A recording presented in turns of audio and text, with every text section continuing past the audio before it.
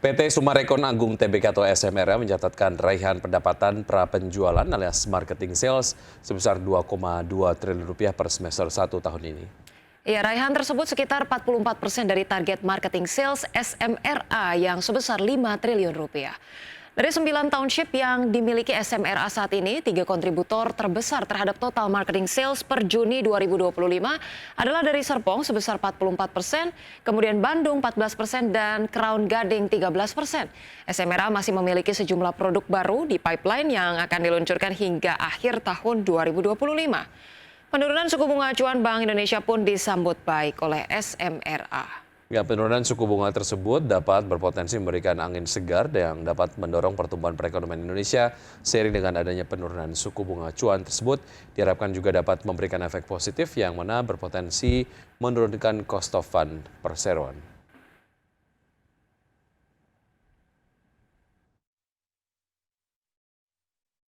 Ya, Bank Indonesia menurunkan suku bunga acuan sebesar 25 basis poin menjadi 5,25% dari sebelumnya 5,5% pada Rabu lalu. Kebijakan ini membuka peluang bagi para emiten untuk memperoleh pendanaan eksternal seperti pinjaman bank. United Tractors atau UNTR mengoptimalkan penggunaan cost of fund yang paling kompetitif dalam menjalankan usaha, termasuk memaksimalkan kombinasi penggunaan dana internal dan dana eksternal atau kredit dengan menjaga gearing ratio pada posisi yang sehat dan balance sheet yang kuat. Obligasi juga dapat menjadi opsi untuk digunakan dalam refinancing pinjaman sepanjang manfaatnya lebih baik. Ya, di samping itu United Tractors menanggapi positif atas turunnya suku bunga mengingat perusahaan juga memiliki exposure suku bunga kredit atas penggunaan fasilitas kredit untuk kebutuhan modal kerja maupun investasi akuisisi. Berdasarkan laporan kinerja keuangannya per kuartal 1 2025, anak usaha dari Astra Internasional tersebut melaporkan liabilitas jangka pendek dari utang jangka panjang pada segmen pinjaman bank sebesar 2,52 miliar rupiah. Selain itu, utang jangka panjang setelah dikurangi bagian jangka pendek dari pos pinjaman bank tercatat mencapai 14,84 miliar rupiah.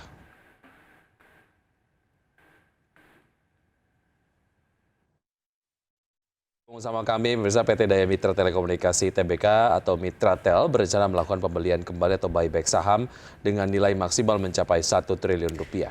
Ya, manajemen Mitratel menyebut rencana buyback saham bertujuan untuk menjaga stabilitas harga dan meningkatkan imbal hasil bagi pemegang saham. PT Daya Mitra Telekomunikasi Tbk atau Mitratel berencana melakukan pembelian kembali atau buyback saham dengan nilai maksimal mencapai 1 triliun rupiah. Aksi korporasi dari entitas anak Telkom ini akan meminta persetujuan rapat umum pemegang saham luar biasa yang dijadwalkan berlangsung pada 26 Agustus 2025. Pembelian kembali akan dilakukan paling lama dalam jangka waktu 12 bulan setelah mendapat persetujuan RUPSLB. Mitratel memperkirakan buyback akan dilakukan sebanyak 4,12% dari total modal ditempatkan dan disetor penuh. Sementara itu, biaya buyback saham diperkirakan mencapai 1 triliun rupiah, belum termasuk biaya transaksi dan komisi anggota bursa. Manajemen Mitratel menyebutkan bahwa rencana buyback saham bertujuan menjaga stabilitas harga saham dan mengoptimalkan penggunaan kas yang dimiliki guna meningkatkan imbal hasil bagi pemegang saham. Lebih lanjut, manajemen Mitratel menilai bahwa rencana buyback tidak akan berdampak material negatif terhadap operasional maupun arus kas. Perseroan juga disebut memiliki posisi keuangan yang kuat dan kas internal yang memadai. Berbagai sumber IDX Channel.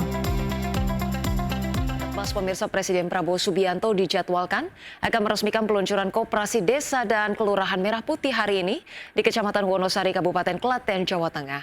Sebanyak 80.000 Kopdes Kopkel akan diluncurkan sebagai langkah memperkuat kemandirian pangan dan ekonomi desa berbasis koperasi. Dengan mengusung tema Bangun Koperasi Desa Indonesia Jaya, sebanyak 80.000 koperasi desa dan koperasi kelurahan Merah Putih di seluruh daerah siap diresmikan Presiden Prabowo hari ini. Di mana seluruh koperasi Merah Putih telah berbadan hukum. Pemerintah memastikan peluncuran kelembagaan 80.000 koperasi desa kelurahan ini menjadi tonggak penting dalam mewujudkan kemandirian ekonomi rakyat. Sebuah inisiatif besar dalam memberdayakan desa, termasuk sebagai bentuk dukungan dalam pelaksanaan program pemerataan kesejahteraan masyarakat. Dalam mewujudkan keberlangsungan 80.000 koperasi desa kelurahan ini, pemerintah menekankan pentingnya kolaborasi bersama dari unsur lintas kementerian dan lembaga, pemerintah daerah, kepala daerah, serta masyarakat desa untuk mensukseskan program prioritas mengentaskan kemiskinan di daerah pedesaan.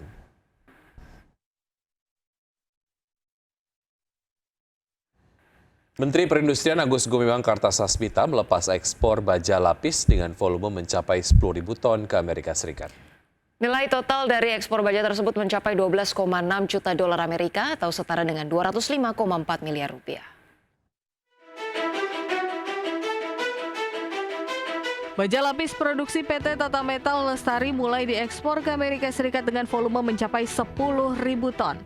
Nilai total dari ekspor baja tersebut mencapai 12,6 juta dolar Amerika atau setara dengan 205,4 miliar rupiah. Pelepasan ekspor baja lapis ke Amerika Serikat langsung dilepas Menteri Perindustrian Agus Gumiwang Kartasasmita ini merupakan pencapaian strategis hasil kerjasama dengan PT Krakatau Baja Industri dalam hal suplai bahan baku berupa baja canai dingin. Menperin Agus Gumiwang menegaskan, ekspor baja lapis ini menunjukkan kemampuan perusahaan dalam menghasilkan produk baja lapis berkualitas tinggi dan memenuhi standar internasional, sekaligus membuktikan bahwa industri baja Indonesia semakin mampu bersaing di pasar internasional. Tahun 2024 sebesar 196,5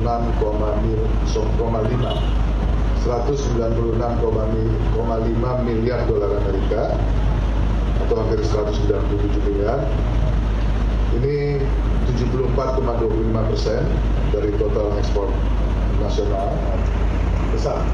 Jadi kita sekali lagi berikan apresiasi. Saya yakin bahwa negosiasi tidak mudah, ya, apalagi jika kita harus bernegosiasi dengan pemerintahan di bawah Presiden Trump.